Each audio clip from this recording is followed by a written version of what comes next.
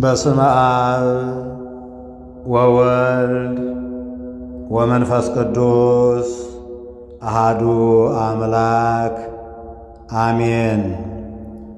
ዘአንቀጽ እንተ እግዚአብሔር ጻድቃን ይበውኡ ውስቴታ።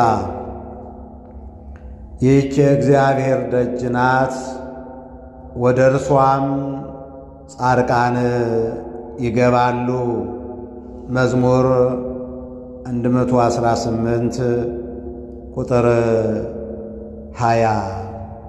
የተወደዳችሁ የልዑል እግዚአብሔር ቤተሰቦች ከዚህ በታች የምትመለከቱት ቪዲዮ በፎርቱማክ መሪ ደብረ አሚን አቡነ አረጋዊ ቤተ ክርስቲያን አዲስ እየታነጸ ያለው በፊኒሽንግ ወይም በመጠናቀቅ ላይ የሚገኘው ቤተ ክርስቲያን ነውና መልካም ጉብኝት።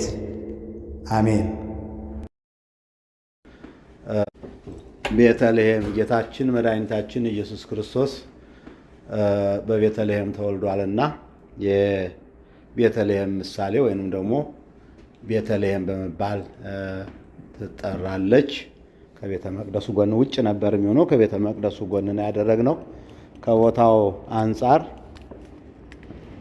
ይሄ እንግዲህ ፊት ለፊት የምታዩት እዚህ ከመሃሌቱ ጀምሮ የቤተ ክርስቲያኑ ዋናው ክፍል ነው። ቁመቱ ረጅም ነው። ከላይ ጣራው በእንጨት ነው የተሰራው። ላይ ዲዛይን በቀኝና በግራ ዲዛይን መስሎ የሚታየው ደግሞ ከርቡ ሂቱ ከላይ ነው የተደረገው፣ ከስራ አይደለም።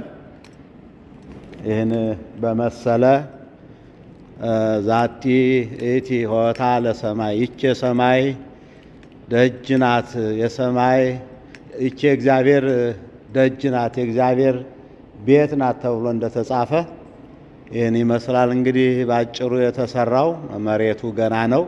ወደ ላይ ያለው ኦልሬዲ ተጠናቋል። የሚቀረን መሬት ነው። አሁን ደግሞ ወደ ላይ ትንሽ ሰገነት አለች። ደረጃዋን እንወጣና እንዲሁ ባጭሩ እናያታለን። ይቺ ደግሞ እንግዲህ 20 ሰው ተያዝ 10 ሰው ተያዝ። እዚህ ጋር ሰገነት አለች። በቀኝና በግራ ፈርነስ ነው ያለው። እንግዲህ የላይኛው ከላይ ነው ብለናቸዋል። ይሄ በበር እንደዚህ የተስተካከለ ነው። እንግዲህ እዚህ ጋም ይሄ አለ። እያንዳንዳቸው እዚህ ጋር 2 በር ነው ያለው። እዚህ ጋር ደግሞ በሴቶች በኩል ያለው ሂት ፈርነሱ እዚህ ጋር ነው ያለው። ሴፍቲው የተጠበቀ ነው። እንግዲህ እዚህ ሆነን ስንመለከት ቤተ መቅደሱ ደግሞ እዚህ ላሉት ሰዎች እንግዲህ ረጅም ነው። ጣራውም በጣም በሚያምር ደስ በሚል በተዋበ ሁኔታ ነው እግዚአብሔር የሰራልን። እዚህ ጋር እንግዲህ በመስታወት በሰው ቁመት ልክ ትሰራለች። ገና እንግዲህ ችማ አንድ ወጭ ነው የሚያስፈልጋት። መሬቱ በአጠቃላይ ገና ነው። ይሄን ይመስላል እንግዲህ ባጭሩ ከላይኛው ያለው ቤተ ክርስቲያን። እግዚአብሔር በወደደና በፈቀደ ቤቱን አሳምሯል፣ ቤቱን አስውቧልና አምላካችን እግዚአብሔር ስሙ የተመሰገነ ይሁን። ሌላው እንግዲህ በፊት ለፊቱ በር ነው የምንወጣው። ይሄ ፊት ለፊቱ በር ውስጠኛው በር ነው። ይሄኛው ዋናው ከውጭ ያለው በር ነው። እዚህ ጋር እንግዲህ ያለችው ክፍል የጫማ የጃኬት የማይገቡ ሰዎች የሚቆሙባት ቦታ ናት። አምራለችና ይሄኛው ከዚህ እንግዲህ ከላይኛው 2 ሽንት ቤት አሉ። እዚህኛው ትልቁ ነው፣ እዚያኛው አነስ ያለች ናቸው። ያው እንግዲህ ደካማ ሰው ካለ ነው ሊጠቀም የሚችል ወደ ታይ መውረድ የማይችል እንጂ በቤተክርስቲያናችን ሕግና ስርዓት ያው ብዙ ጊዜ እንትን አንልበት የሆነ ሆኖ ግን በሲቲው ሕግ መሰረት ነው እዚህ ጋር የወጣው እንጂ ለእኛማ ሰፊ ቦታ መሆን ይችል ነበረ።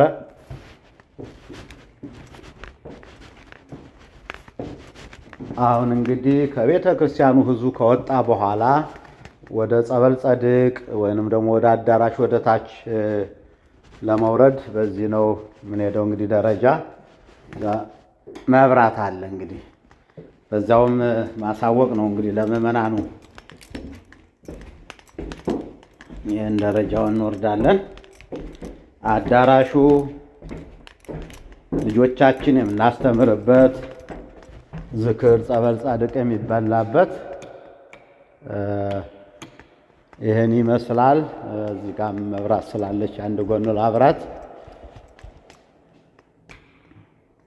እንግዲህ አዳራሻችን ይህን ይመስላል። አምሯል፣ ተውቧል፣ ደምቋል። እግዚአብሔር ይመስገን። በእውነት በፊልጵስዩስ ቂሳርያ አምላካችን በሶስት ድንጋዮች እንደሰራው እዚችም ትንሽ ከተማ በትንሽዬ ሕዝብ ላይ ይህን የሰራው እግዚአብሔር ነው ብለን ነው የምናምነው። ምዕመናን እንግዲህ እግዚአብሔር ይመስገን የደከማችሁበት የደከምንበት ይህን ይመስላል። ወደዚህ ደግሞ ስንመጣ ታችም የተለያዩ እንትኖች አሉ።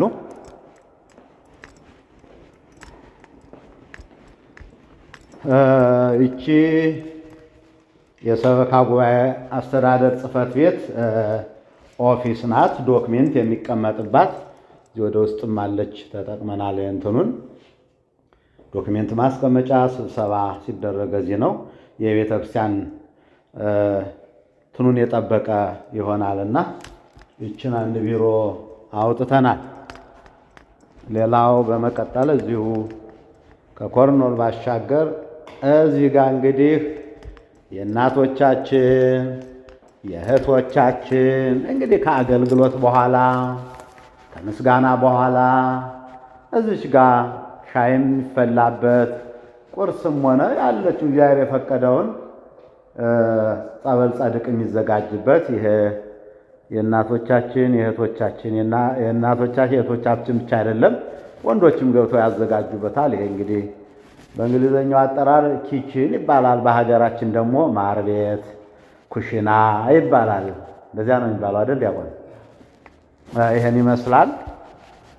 አሁን በዚህ በመቀጠል ደግሞ የምንሄደው እዚሁ ሁለት ሽንት ቤቶች አሉ።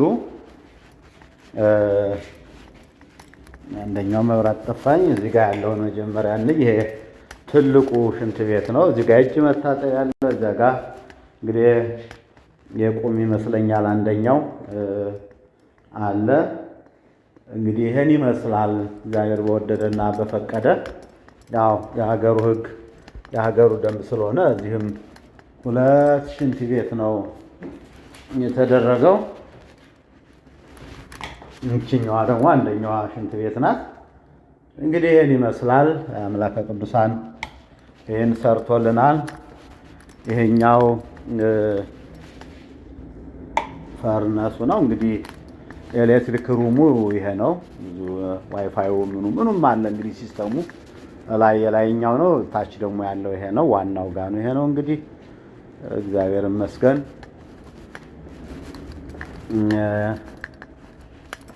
ይህን ይመስላል።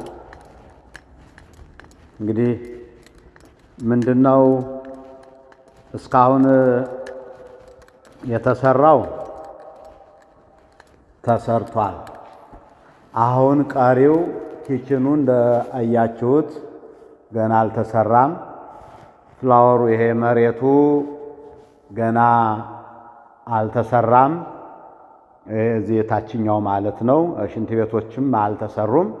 እዚህ ታች ላይ እነዚህ ይቀራሉ። መድረክም እዛ ጋር ቀላል ነው እሱ እንኳን እነዚህ ይቀራሉ። ሌላው ግን ተጠናቋል። ከመሬቱና ከሲስተምም ከላይ የሚተላለፈው ወደ ላይ ወደ ታች እንዲመጣም አለ። እነሱ ናቸው የሚቀሩት። ከዚህ ውጭ ያለው እንግዲህ በዚህ በሚያምር ሁኔታ ገንዘባችሁ፣ ጉልበታችሁ፣ ዕውቀታችሁ ይሄውና ሰሪው እግዚአብሔር፣ መሪው እግዚአብሔር፣ ሰጪው እግዚአብሔር፣ ፈጻሚው እግዚአብሔር፣ ሁሉን አድራጊው እግዚአብሔር ቢሆንም ምእመናን እናንተ ደግሞ በእምነታችሁ ጸንታችሁ እንግዲህ ታማኝ አገልጋይ፣ ትጉህ አገልጋይ፣ ታማኝ አማኝ ሆናችሁ በሰጣችሁት በጉልበታችሁ፣ በእውቀታችሁ፣ በገንዘባችሁ ይሄን ይመስላል። እንግዲህ አሁን ቀሪ የላይም የታችኛውም ቅድም ታች እንደጠቀስኩት ቀሪዎችን ለመፈጸም እንግዲህ ሁላችንም ታጥቀን መነሳት አለብን። አሁን ባስተላለፍነው ባለፈው የደብረ ዘይት በዓል ጊዜ እንግዲህ ሰበካ ጉባኤውም ልማት ኮሚቴውም እንዲሁም ምእመናን ባስቀመጥነው አቅጣጫ አንድ ሰው ሲንግል ከሆነ ብቸኛ ከሆነ 1000 ለአቡነ አረጋዊ መፈጸሚያ፣ ባልና ሚስት 2000 ለአቡነ አረጋዊ እንግዲህ እዚህ የደረሰው ቤተ ጨርሰን ቶሎ መግባት ስላለብን ይሄ ከብዳችኋል ብለን አናስብም። እግዚአብሔር የጎደለውን የሚሞላ ስለሆነ እግዚአብሔር የቀረውን የሚያስተካክል ስለሆነ ስራ ያላችሁ ይህንን እንድታደርጉ የውዴታ ግዴታ እንላለን። ሌላው ስራ የሌላችሁም ደግሞ የምትችሉትን ለአቡነ አረጋዊ በረከት የምታገኙበት ሰው ነው። ጽድቅ ስለሆነ ጽደቁ እያልን ስለሆነ በዚህ በጁላይ እና በኦገስት አስመርቀን በዚህ ዓመት ሰመር ላይ መግባት አለብን ብዬ አምናለሁ። እንግዲህ አባታዊ መልእክቴን በዚህ አጠናቅቃለሁ። ሁላችሁም በአንድነት በፍቅር በህብረት ሆነን በመልካም በበጎ አስተሳሰብ የምንችለውን አድርገን ይህን ቤተክርስቲያን እንድንፈጽም አምላከ ቅዱሳን ይርዳን። ለብርሃነ ትንሣኤው እንዲሁም ለሆሳዕና በዓል ለስቅለት በዓል በሰላም በሕይወት ያድርሰን። እግዚአብሔር ሀገራችን የምንኖርበት ሀገር ዓለምን ሁሉ ሰላም ፍቅር ያድርግልን። እግዚአብሔር ለፍጻሜ ያብቃን። ይቆየን።